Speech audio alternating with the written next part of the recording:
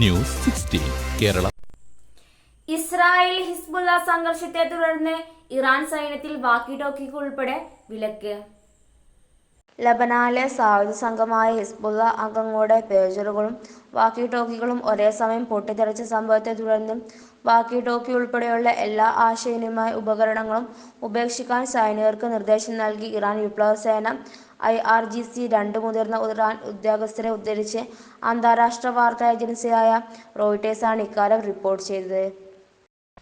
ആശയവിനിമയ ഉപകരണങ്ങൾ മാത്രമല്ല, എല്ലാത്തരം ഇലക്ട്രോണിക് ഉപകരണങ്ങളും പരിശോധിക്കാനാണ് IRGCയുടെ നിർദ്ദേശം. തങ്ങളുടെ പക്കലുള്ള ഉപകരണങ്ങൾ അധികവും ഇറാനിൽ നിർമ്മിച്ചതോ ചൈന, റഷ്യ എന്നിവിടങ്ങളിൽ നിന്ന് ഇറക്കുമതി ചെയ്തതോ ആണെന്നാണ് ഇറാൻ ഉദ്യോഗസ്ഥർ പറയുന്നത്. എങ്കിലും ഇസ്രായേലിലെ ഏജന്റുമാരുടെ നുഴഞ്ഞുകയറ്റമോ അവർക്കുവേണ്ടി പ്രവർത്തിക്കുന്ന ഇറാനി ചാരന്മാരോ ഉണ്ടാകുമെന്ന ആശങ്കയിലാണ് നടപടി. അങ്ങനെയുള്ളവരെ കണ്ടെത്താനായി ഇതിനകം ഇറാൻ അന്വേഷണം ആരംഭിച്ചിട്ടുണ്ട്.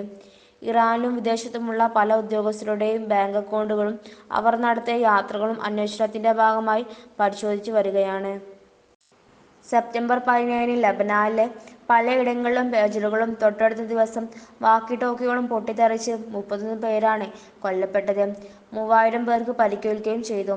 ഇതോടെ ആശയവിനിമയ ഉപകരണങ്ങൾ ഉപേക്ഷിക്കാൻ ഹിസ്ബുള്ള ആഹ്വാനം ചെയ്തിരുന്നു. സ്ഫോടനത്തിനു പിന്നിൽ ഇസ്രായേലാണെന്ന് ഹിസ്ബുള്ള ആരോപിക്കുന്നു.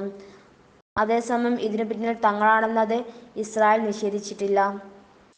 ശത്രുസേനയുടെ ഹാക്കിംഗ് ഒഴിവാക്കുന്നതിന് മൊബൈൽ ഫോണിനു പകരം വാക്കി ടോക്കി പോലുള്ള ആശയവിനിമയ ഉപകരണങ്ങളാണ് IRGC ഉപയോഗിക്കുന്നത്.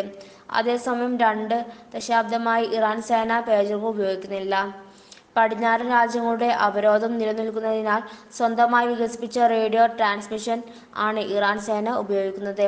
നേരത്തെ ചൈന, റഷ്യ, ജപ്പാൻ എന്നീ രാജ്യങ്ങളിൽ നിന്നും ആശയവിനിമയ ഉപകരണങ്ങൾ ഇറക്കുമതി ചെയ്തിരുന്നു.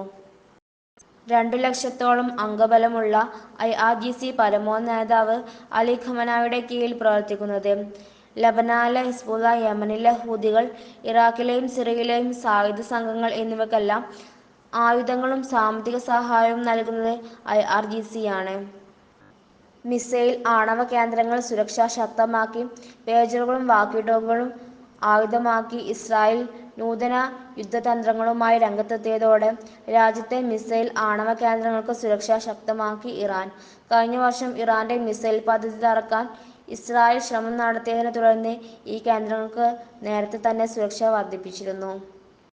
ഇറാന്റെ സഹായത്തോടെ വികസിപ്പിച്ച ദീർഘദൂര ബലാസ്റ്റിക് മിസൈൽ ഉപയോഗിച്ച് യമനിലെ ഹൂതി സേന അടുത്തിടെ ഇസ്രായേലിലേക്ക് ആക്രമണം നടത്തിയിരുന്നു. കഴിഞ്ഞ ദിവസം ഹിസ്ബുള്ള വിക്ഷേപിച്ച മിസൈലുകൾ ഇസ്രായേലിലെ അയൺ ഡോം വ്യോമ പ്രതിരോധ സംവിധാനത്തെ കബളിപ്പിച്ച് ഇസ്രായേലിലെ വിമാനത്താവളത്തിലും സൈനിക താവളത്തിലും പതിച്ചിരുന്നു. News 16 news desk. പക്ഷമില്ല, വിവേചനമില്ല. നേരിനൊപ്പം, നാടിനൊപ്പം, നാട്ടുകാർക്കൊപ്പം. News 16 Kerala channel.